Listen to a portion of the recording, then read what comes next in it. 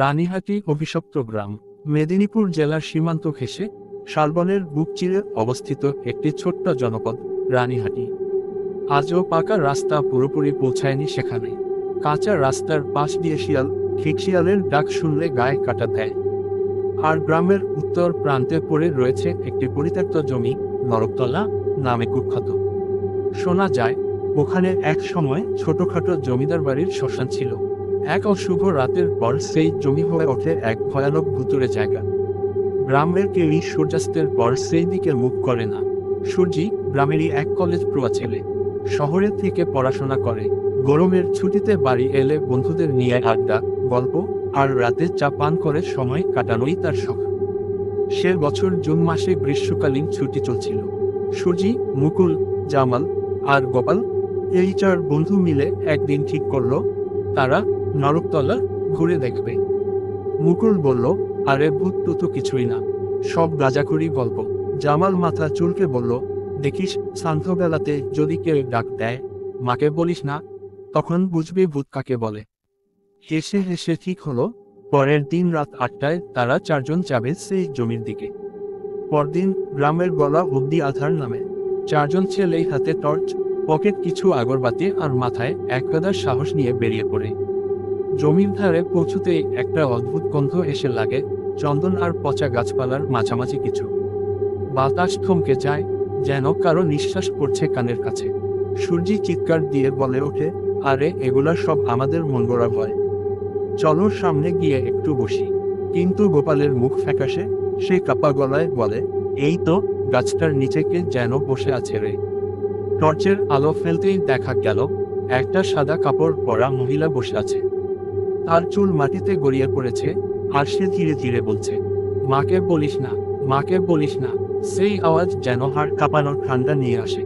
এক ঝাপটা হাওয়ার সঙ্গে সেই মহিলা যেন মিলিয়ে গেল বাতাসে। পরদিন সকালে মুকুলের মা বললেন, তোমরা যে জায়গায় গেছ সেটা ভয়ানক অপবিত্র। একসময় সেখানে জমিদার মদনবাবু তার অবৈধ সন্তানদের জীবন্ত কবর দিতেন। আর সেই মা যারা চিৎকার করতেন সন্তানকে বাঁচাতে, তাদেরকে পুড়িয়ে মারা হতো। সেই সব নারীর প্রেতাত্মা ঘোরে সেখানে, তাই ওদের কান্নার শব্দ শোনা যায়। জামালের ঠাকুরমা চোখে জল নিয়ে বলেন, এক মহিলা বলতেন তার মেয়ে হারিয়ে গিয়েছিল সেই জমিতে।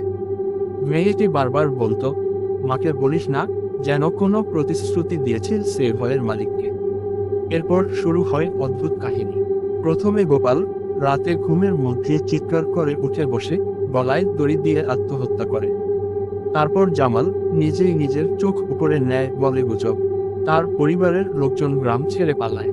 মুকুল উন্মাদ হয়ে যায়, সারাদিন শুধু বলে, ও বলেছে মাকে বলিস না। আমি বলিনি, আমি কিছু বলিনি। শুধু সূর্যি বেঁচে থাকে, কিন্তু সে রাতের পর থেকে কারোর সঙ্গে ভালো করে কথা বলে না। রাত হলেই দরজা বন্ধ করে পায়ের কাছে আগরবাতি জ্বালায়। গ্রামের প্রধান বুড়ো হরিপদ মহাশয় ঠিক করেন, আর নয়, এবার তান্ত্রিক ডাকা হবে। বর্ধমান থেকে তান্ত্রিক শ্রীধরনাথকে আনা হয়। তিনি বলেন, ওখানে পিশাচিনী বাস করে, তার আত্মা মুক্তি পায়নি। তার মুখ দিয়ে বারবার শুধু সেই কথাটা বেরোয়, মাকে বলিস না, কারণ সে চাইতো না কেউ জানুক তার মৃত্যুর ইতিহাস। 7 রাত্রি ধরে চলল পূজা, চণ্ডীপাঠ, ধুনো। শেষ রাতে দেখা গেল আগুনের লেলিহান শিখার মধ্যে সেই সাদা কাপড় পরা মহিলা দাঁড়িয়ে আছে, 2 চোখের শূন্যতা আর অভিশাপ। সে বলে, আমি শুধু বাঁচাতে চেয়েছিলাম, আমার মেয়ে ছিল সে, ওরা তাকে মেরে ফেলেছিল। তান্ত্রিক মন্ত্র পাঠ করতে থাকে। ধীরে ধীরে অন্ধকার থেকে আলো ফেটে পড়ে, কান্নার আওয়াজ থেমে যায়, জমি যেন নিঃশ্বাস ফেলে।